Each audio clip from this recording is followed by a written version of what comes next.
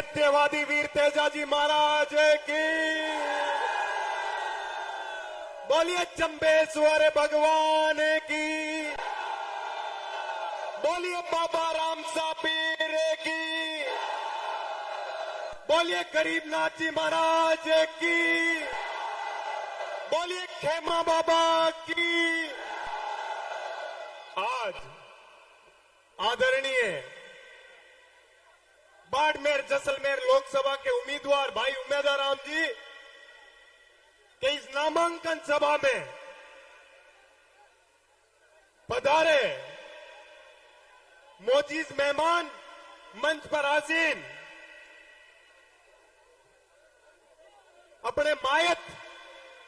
अपने मायतों के तुल्य आदरणीय श्री हेमाराम जी, आदरणीय कर्नल सोनाराम जी, आदरणीय साले मोहम्मद जी, आदरणीय हरीश जी चौधरी, रूपाराम जी मेघवाल, मदन जी प्रजापत, पद्माराम जी मेघवाल, महेंद्र जी चौधरी, फतेह मोहम्मद जी, सुनील जी परियार, गफूर अहमद जी, गोपाल जी और मेरे सामने विराजमान बड़े बुजुर्गगण और मेरे युवा साथियों,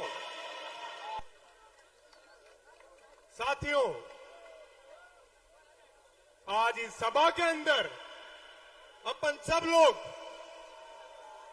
उमेदराम जी को मजबूत करने के लिए आए हैं, किसान के स्वाभिमान को जिंदा रखने के लिए आए हैं। मैं आज आप लोगों के बीच में आया हूं सिर्फ आपको यह याद दिलाने के लिए, जब राजस्थान की राजधानी में इस दोरू की धरती का, इस मारवाड़ का, इस अपनायत की भूमि का कोई लाल आता था और वो अपने आप को जब कभी कमजोर महसूस करता था, तो ये आपका भाई अपनी टीम के योद्धाओं के साथ उसकी मदद करने के लिए हर जगह पहुंचता था। युवा साथियों, मैं आपको बताना चाहता हूं, जब आप विश्वविद्यालय परिवार में शिक्षा से संबंधित किसी काम के लिए मेरे या मेरे टीम के किसी साथी के पास आए, तो क्या हम लोगों ने कभी जाति या धर्म पूछ के आप लोगों की मदद करी थी क्या? तो साथियों, कुछ दिन पहले मैं आदरणीय हेमाराम जी का एक वीडियो देख रहा था। बड़ा भावुक सा वीडियो था, जिसके अंदर कुछ विशेष लोग उल्टा सीधा लिख रहे थे। साथियों, उस समय मेरी आंखों में आंसू आ गए थे उस लिखावट को देख के। साथियों, आपको बताना चाहता हूं, आज आदरणीय हेमाराम जी का बेटा डॉक्टर वीरेंद्र जी भाई साहब होते तो वो इस बात का जवाब देते, लेकिन साथियों, आदरणीय हेमाराम जी को भरोसा दिलाना है कि हम सब वीरेंद्र हैं, हम सब आपके साथ हैं। आपको कभी भी, आपके परिवार को, आपकी बेटी को हम भाई और बेटे की कमी महसूस नहीं होने देंगे।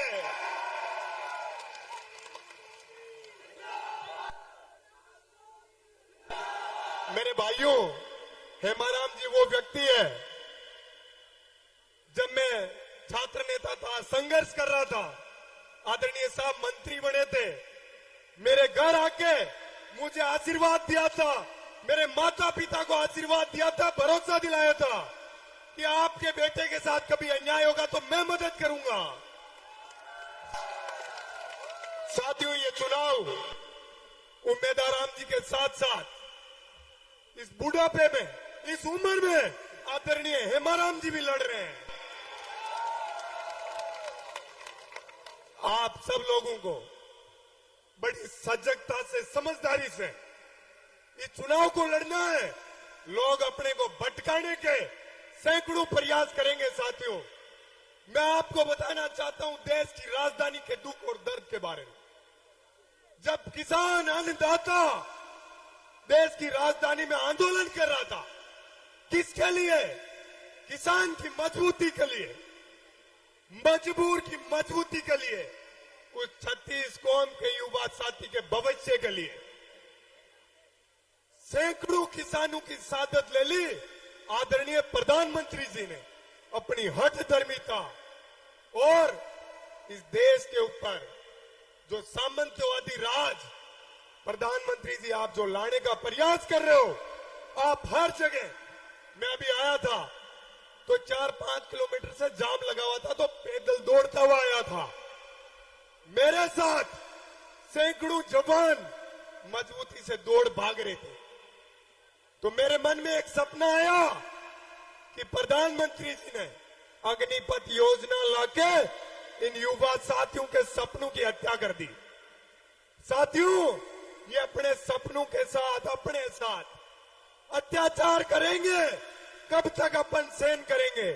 आप लोगों को जागना पड़ेगा, मजबूती से, समझदारी से लड़ना पड़ेगा। साथियों, आपको पता है कुछ दिन पहले उमेदाराम जी, हेमाराम जी, इन सब के सामने, हरीश जी के सामने काले झंडे लहरा रहे थे। उन झंडों का धुआं निकालने का टाइम आ गया है। साथियों, उन झंडों का धुआं नजर आना चाहिए। वोटों की ऐसी आग लगानी है, वोटों की ताकत से ऐसी आग लगानी है कि इनकी पीढ़ियां याद रखे कि जब जब आप किसान कौम के लाडले बेटे और बेटियों के साथ अन्याय करोगे, हम लड़ेंगे मजबूती से, हम भिड़ेंगे मजबूती से और इस अन्याय को हारना पड़ेगा। आदरणीय उमेदाराम जी अपने निजी खर्च से पिछले कई सालों से शिक्षा के संसाधनों को मजबूत करने के लिए काम कर रहे हैं। साथियों, जब ये व्यक्ति देश की सबसे बड़ी संसद के अंदर जाके बैठेगा तो ये बाड़मेर, जैसलमेर के उन युवा साथियों की शिक्षा की मजबूती के लिए कितना काम करेगा। आपको सोचना चाहिए, आज विचार करना चाहिए कि ये टाइम है प्रत्येक व्यक्ति को उम्मीदवार बनकर इस चुनाव को लड़ने का।